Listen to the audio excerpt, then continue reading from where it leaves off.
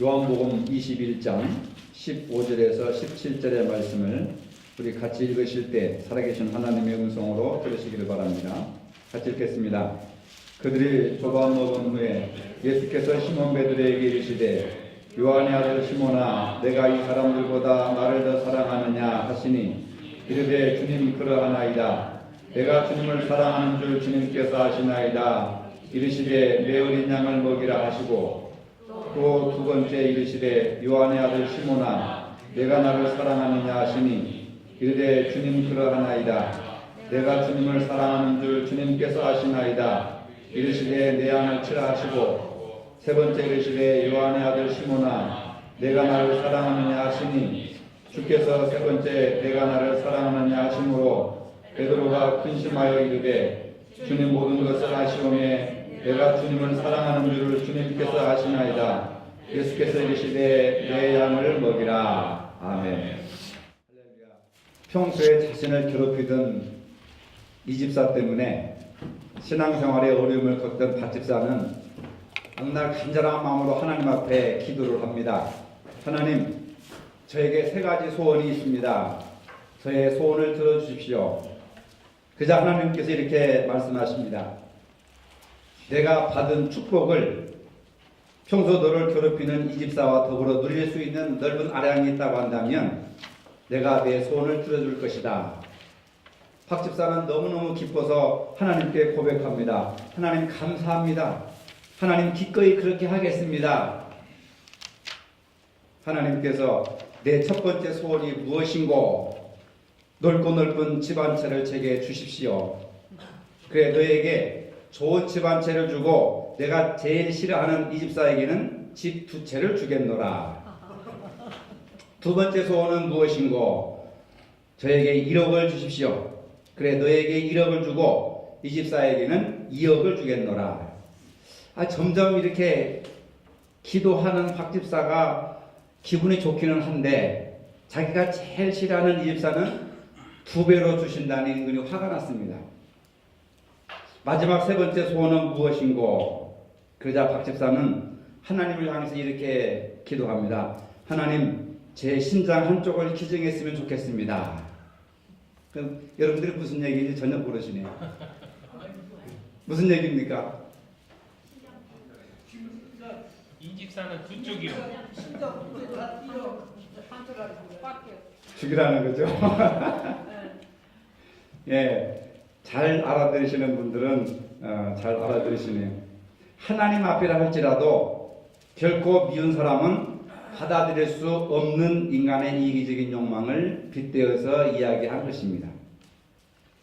인생의 선택 예수님께 물어라 라고 하는 책이 있는데 그 책에 어거스터스라고 하는 단편이 소개되고 있습니다. 어거스터스라는 아이가 태어났는데 이상한 노인 한 분이 찾아와가지고 그 산모에게 이렇게 말합니다. 아기의 탄생을 축하하는 뜻으로 이 아기를 위한 한 가지 소원을 이루어주겠으니 한 가지 소원을 말해보시오. 무엇이든지 이루어줄 터이니 꼭 한 가지만 말하라고 이야기를 하는 겁니다. 여러분이라면 이런 경우에 어떤 소원을 하시겠습니까? 사실 우리는 많은 기도의 제목과 소원을 가지고 교회를 다니고 있습니다. 이것이 있었으면 좋겠다. 저것이 있었으면 원이 없겠다. 라고 우리가 많은 것들을 소원하고 있습니다. 수많은 아파트를 보면은 아파트 한 채가 있었으면 좋겠다. 새로 나온 승용차를 보면 자가용 한 대가 있었으면 좋겠다. 새로운 신상벌 옷이 나오는 걸 보면은 저런 옷 한 벌 있었으면 좋겠다. 또 맛있는 음식점을 지나가다 보면은 이런 데 와서 식사 한번 했으면 좋겠다. 아마 그러한 동일한 소원들을 여러분들이 마음속에 가지고 계실 것입니다. 이 노인은 무엇이든지 이루어 줄 터이니 한 가지만 말하라고 합니다. 여러분이라면 무엇을 소원하시겠습니까? 이 어거스터스의 어머니는 곰곰이 생각을 해서 합니다. 무엇이 인간에게 가장 귀한 것인가 생각하다가 이렇게 말합니다. 이 아이가 누구에게나 사랑받는 사람이 되게 해주십시오. 그것이 제 소원입니다. 어머니는 사람이 인생 살아가는데 가장 소중한 것이 사랑이라는 것을 깨달았습니다. 사실 인간관계에서 이것저것 많은 것이 중요하지만은 가장 귀한 것이 바로 사랑이 아니겠습니까? 어거스터스의 어머니는 그래서 이 아이가 누구에게나 사랑을 받는 사람이 되게 해주십시오. 이 한 가지를 소원한 것입니다. 그 아이는 어머니의 희망대로 성장해 가면서 많은 사람들로부터 사랑을 받습니다. 그런데 문제가 생겼습니다. 이 아이는 사랑을 받을 줄만 알았지 그 자신이 남을 사랑할 줄은 모릅니다. 언제나 사랑을 독차지하고 자기만 생각하고 그 자기 도취에 취하고 교만해지고 그걸 평생 그렇게 자기만 알다가 나중에 노후에 비참하게 외톨이가 되어서 늙어가는 것입니다. 이제 늙어가는 어거스토스에게 그 이상한 노인이 다시 방문을 하여서 이렇게 말합니다. 어떤 인간이 되고 싶은지 한 번 더 소원을 들어주겠다. 나머지 인생을 행복하게 살 수 있는 한 가지 소원을 말해봐라. 이때 어거스토스가 무엇을 소원하면서 말했겠습니까? 누구에게나 사랑받는 인간이 아니라 받은 사랑에 감사하며 누구에게도 사랑을 줄 수 있는 인간이 되게 해 주십시오. 이렇게 마지막 소원을 강구했다는 이야기가 있습니다. 결국 그 책에서 말하고자 하는 것은 행복이라고 하는 것은 사랑을 받는 것이 아니라 사랑을 주는 데서 진정한 행복이 오는 것이고 사랑은 받는 것이 아니라 베푸는 것이다라고 하는 것을 말하고자 하는 것입니다. 누구나 사랑이 가장 귀한 줄은 알고 있습니다. 그러나 너무나도 많은 사람들이 이 사랑을 받으려고만 하는 것입니다. 사람은 결단코 사랑을 소유할 수 없습니다. 사랑을 받으려고 하는 데에 존재하는 것이 아니라 사랑은 베풀 때에 그 힘과 능력이 나타난다고 하는 것을 모르고 있습니다. 오늘 본문은 부활하신 예수님께서 베드로에게 나타나 말씀하십니다. 내가 나를 이 사람들보다 더 사랑하느냐?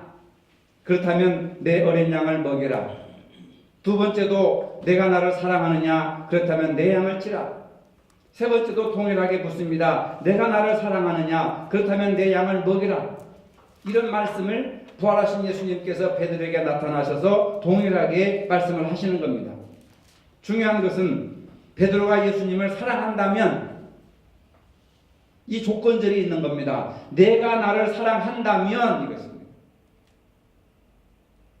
베드로가 예수님을 사랑한다면 예수님의 부탁을 수행할 수가 있는 것입니다. 만약에 베드로가 예수님을 사랑하지 않는다면 예수님의 이 부탁을 수행할 수가 없는 것입니다. 만약 저와 여러분들이 예수님을 사랑한다면 예수님의 말씀을 순종할 수가 있습니다. 그러나 예수님을 사랑하지 않는다면 예수님이 말씀하시는 것을 우리가 그냥 한 귀로 듣고 한 귀로 흘려버리는 무력한 삶을 살게 된다고 하는 것을 볼 수가 있습니다. 제자라고 하는 것은 예수님의 가르친 대로 살면서 예수님을 따르는 사람을 제자라고 합니다. 예수님의 사랑만 받는 것이 제자가 아니라 예수님의 사랑으로 다른 사람을 먹일 수 있는 사람, 다른 사람을 키우고 양육할 수 있는 사람을 제자라고 이렇게 얘기를 하는 겁니다. 그런데 제자라고 하는 우리는 소위 사랑을 받으려고만 했지 사랑으로 서로 섬기지 않고 사랑으로 돌보지 않습니다.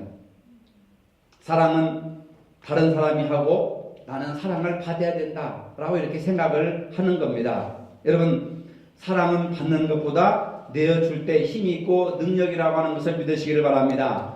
내 것으로 남에게 베푸는 것이 그게 사랑이라고 하는 겁니다. 오늘 현대인들은 사랑에 대한 이론과 지식을 많이 가지고 있으면서도 사랑이 없습니다. 그러니까 인생이 무기력하고 늘 우울하고 불안하고 초조하게 살아가는 그런 현대인들의 모습을 보게 되는 겁니다. 주님을 사랑하는 제자들은 오늘 주님의 이 음성을 들어야 됩니다. 내가 나를 사랑하느냐?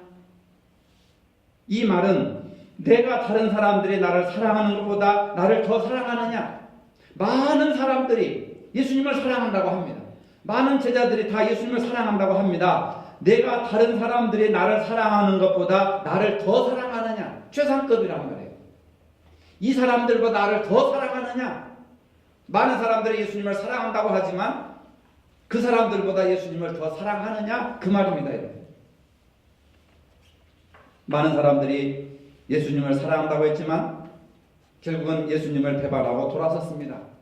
베드로도 물론 예수님을 배반했지만 회개하고 다시 예수님께 돌아왔습니다.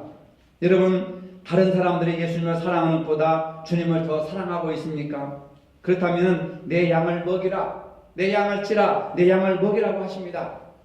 먹이라, 치라, 먹이라고 하는 첫 번째 먹이라와 세 번째 먹이라고 하는 말은 양들을 목초지로 인도하라는 것과 관련되어 있고, 두 번째 치라고 하는 말은 양들의 모든 활동을 돌보는 것과 관련이 있는 말씀입니다.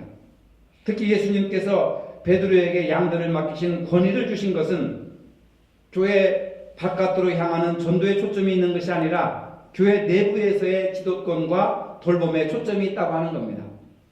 내 양을 먹이라고 하는 말은 주님을 따르는 양 울타리 안에 있는 또 다른 양들을 보살피고 양육하고 그들을 잘 돌보라고 하는 말이라고 하는 거예요. 양 우리 밖에 잃어버린 양에 대해서 관심을 갖는 것도 중요하지만은, 그러나 이미 양 울타리 안에 있는 바로 저와 여러분들, 양 울타리 안에 있는 또 다른 양들에게 관심을 가지라고 하는 겁니다. 그들을 먹이라, 그들을 치라, 그들을 먹이라라고 하는 겁니다. 이러한 주님의 명령에 따르는 제자가 되기 위해서는 우리가 우선 무엇을 해야 되느냐? 첫째, 주님을 사랑하는 마음을 회복해야 된다고 하는 겁니다. 사랑을 회복해야 된다고 하는 말씀입니다. 요한계시록에 7교회가 나오는데 그 7교회 중에 에베소 교회는 책망을 받습니다. 왜 책망을 받느냐 하면 첫사랑을 잃어버렸다는 이유 때문에 예수님으로부터 책망을 받고, 그리고 결국은 책망으로 끝나는 것이 아니라 그 금촛대를 다른 데로 옮겨버리는 겁니다. 그것은 뭐냐면 주님의 버림을 받은 교회가 되고 주님과 아무런 관계가 없는 그냥 교회가 되어버리는 것입니다. 왜 그랬을까? 왜 에베소 교회가 이렇게 버림을 받았을까? 주님을 사랑했던 첫사랑을 잃어버렸기 때문에 그렇습니다. 제자들이 주님을 사랑했던 순수한 마음을 잃어버린 것입니다. 제자란 주님을 따르는 자들입니다. 여기서 따름이라고 하는 것은 제 용서를 받기 위해서 따르는 것이 아니라 제 용서 받은 사람들이, 제 용서 받은 그리스도인들이 주님을 따라가는 것입니다.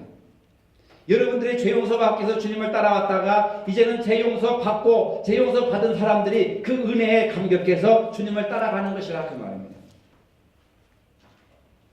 그런데 신앙생활을 오래 하다 보면 관습에 젖고 습성에 젖어서 타성에 젖어서 신앙생활이 미지근하게 되어버리는 거예요. 검은 머리가 팥뿌리가 되도록 함께 살겠느냐. 결혼 서약식 때 그런데 사람들이 이제 검은 머리가 팥뿌리가 되면 염색하면 되지 뭘 팥뿌리가 되도록 같이 살 필요가 뭐가 있느냐. 사랑이 식어지면 갈라지게 돼 있어요. 부부간에도 그렇고 자식간에도 그렇고 직장도 그렇고 사회도 그렇고 심지어는 교회까지도 그렇습니다. 주님과 나와의 관계까지도 내 사랑이 식어버리면 주님을 떠나버리게 되는 겁니다. 그런 시대가 되어버렸다 그 말입니다. 신앙생활을 하면서 여러 가지 일로 신앙의 순수성을 잃어버리고 주님을 사랑하는 마음이 점차 돈을 사랑하는 마음으로, 세상을 사랑하는 마음으로 점차 변하게 되는 겁니다. 신앙생활은 형식화되고 마지못해서 오게 되는 것이고 하나님 중심에서 사람 중심으로 자기 중심으로 변해가는 것입니다. 그것이 바로 우상숭배라고 하는 겁니다.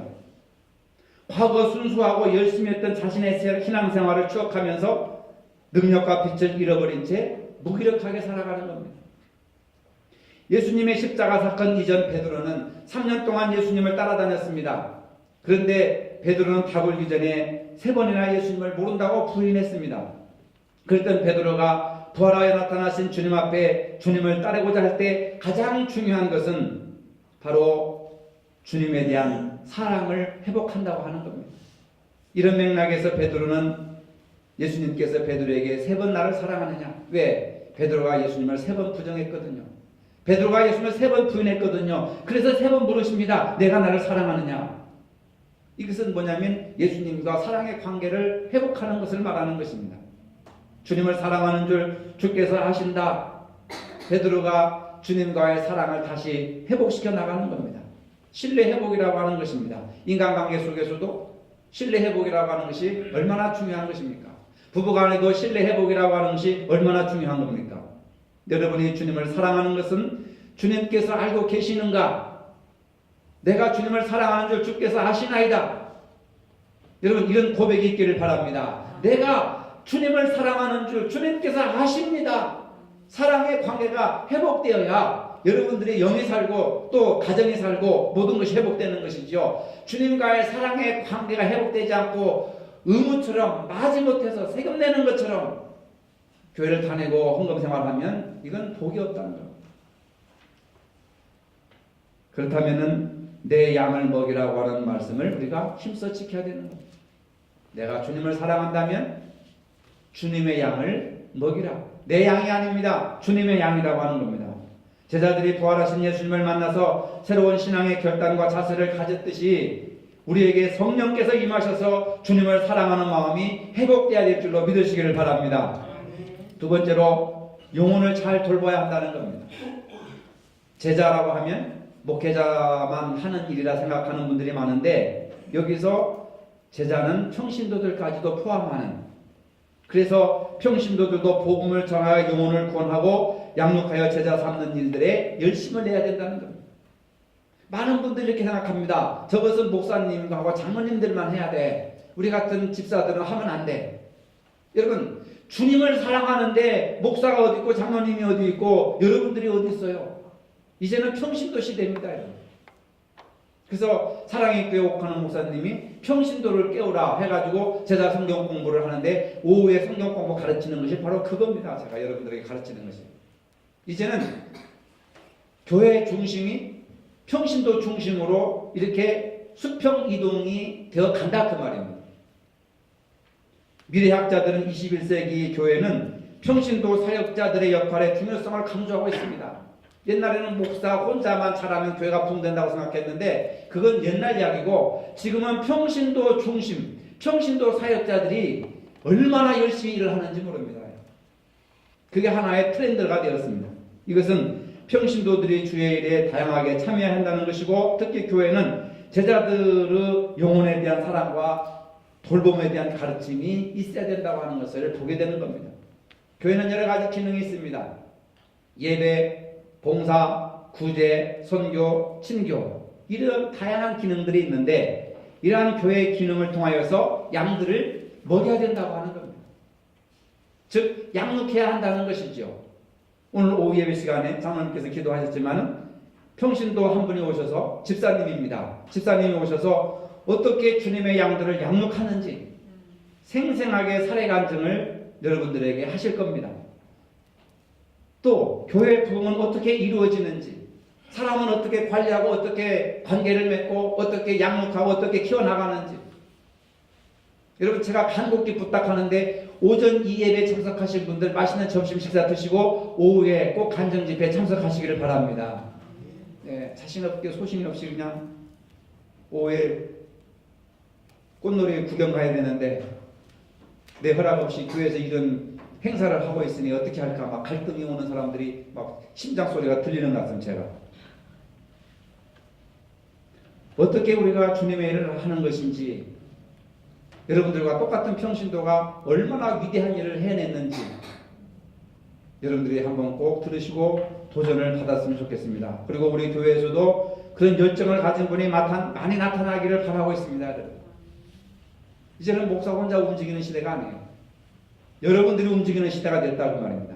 백지장도 맞들면 낫다고 하는 말이 있는 것처럼 움직이지 않으면 교회가 변화가 되지 않습니다. 움직이지 않으면 교회가 부흥되지 않습니다. 사람들이 오지 않습니다. 여러분 관망자가 아니라 순종하는 자가 예수님을 사랑하는 줄로 믿으시기를 바랍니다. 예수님의 십자가와 부활을 경험하기 전에 베드로는 자신이 원하는 대로 살았습니다. 자신에게 하고 싶은 대로 다 하며 살았습니다. 자신을 위해 죽으시고 부활하셔서 자신 앞에 나타난 예수님을 만난 이후 베드로는 더 이상 자신을 위한 삶을 살 수 없다고 결심을 하는 겁니다. 베드로는 그 주님으로부터 3번이나 내 양이라는 말을 들어야 했고 그들을 먹이고 인도하는 것이 자신의 이름을 깨닫게 되었습니다. 여러분 교회를 부흥시키는 것이 바로 여러분들의 이름을 깨달으시기를 바랍니다. 사람을 키우고 양육하고 먹이는 것이 여러분들의 이름을 깨달으시기를 바랍니다. 이걸 여러분들이 생각을 해야 됩니다. 나는 그냥 내 할 일만 하면 돼. 내 할 일이 뭡니까 여러분? 주님의 양을 먹이고 주님의 양을 치고 주님의 양을 먹이는 겁니다. 다른 복음서들과 마찬가지로 요한복음에서 강조하는 것은 제자도라고 하는 겁니다. 제자의 길이라고 하는 겁니다.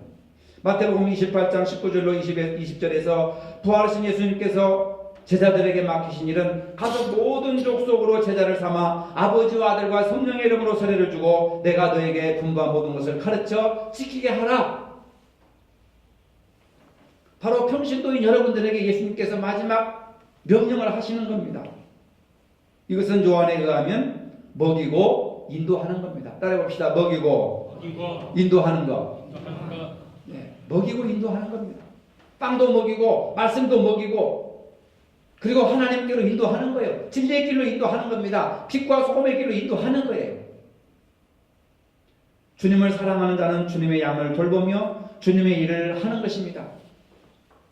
초대교회 성도들은 성령의 충만함을 받고 자기의 전 재산을 사도들 앞에 내놓고 그 물질을 가난한 사람들과 공유하면서 밤낮으로 그들이 말씀 앞에 쓰게 하고 회개하게 하고 전도하게 하고 말씀을 가르치고 복음 전하는 공동체적인 삶을 살았던 것이 사도행전에 기록되어 있지 않습니까? 그러자 교회가 감당할 수 없는 사람들이 모여들게 되었다는 교회 부흥의 비결을 말해주고 있습니다. 첫 번째로 예수님을 따르는 제자들은 고난을 감수해야 되는 겁니다.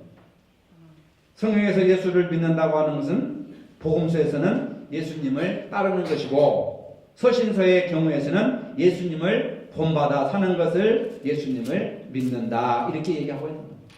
여러분들 예수님을 믿습니까? 그러면 예수님을 따르는 삶을 살아야 됩니다. 예수님을 본받는 삶을 살아야 된다 그 말입니다. 제자라고 하는 것은 따르는 자라는 뜻입니다. 제자는 앞서가는 자가 아니라 따라가는 자입니다. 진리를 따라가고 예수님을 따라가고 생명의 길을 따라가는 것입니다.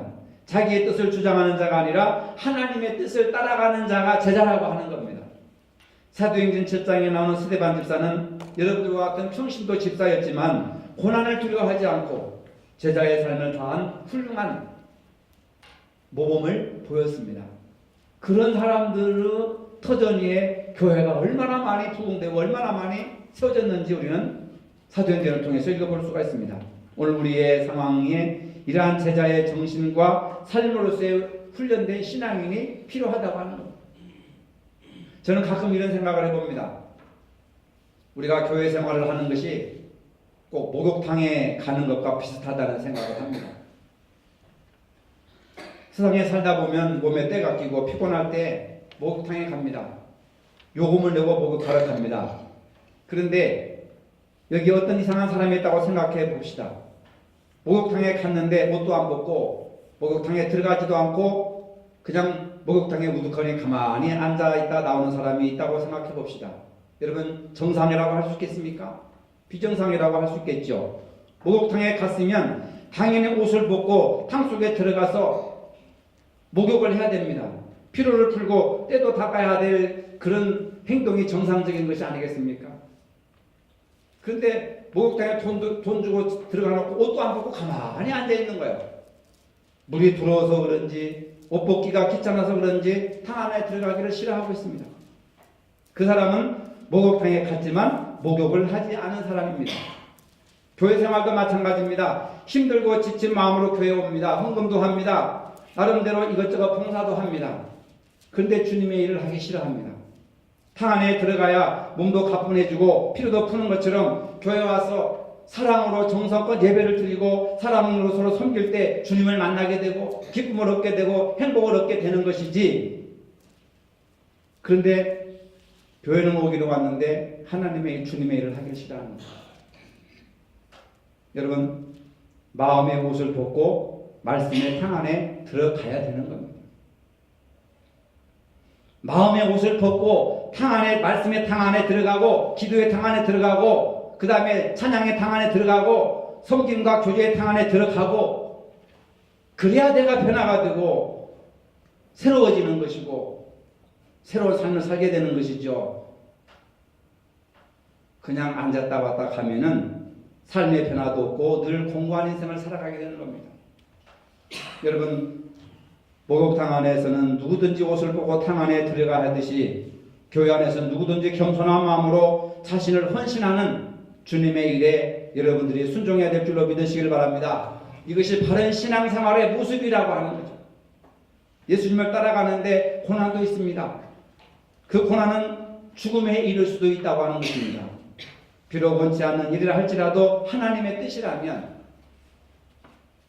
그 뜻에 순종하는 자가 예수님을 따라가는 것입니다. 어찌 매사에 하나님의 뜻과 여러분의 뜻이 일치된다고 생각하시겠습니까? 자기 뜻에 일치 않으면 하나님의 뜻이 아니라고 생각하는 겁니다. 그러나 내 뜻이 원치 않을지라도 하나님의 뜻이라면 기꺼이 순종하는 자가 성숙한 사람이고 예수님을 따르는 제자의 모습이라고 할 수 있습니다. 요한복음에서는 십자가는 끝이 아니라 영광으로 가는 과정이라고 말하고 있습니다.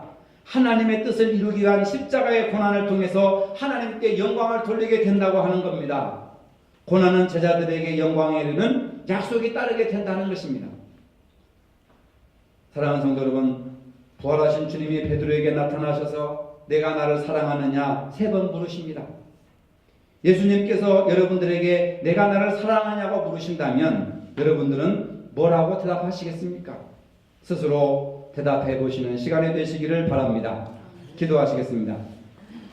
걸어가신 주님을 다른 사람들보다 더 사랑한다고 우리의 생활을 통해 고백할 수 있는 저희들이 되게 하여 주시옵소서. 예수님의 이름으로 기도합니다. 아멘.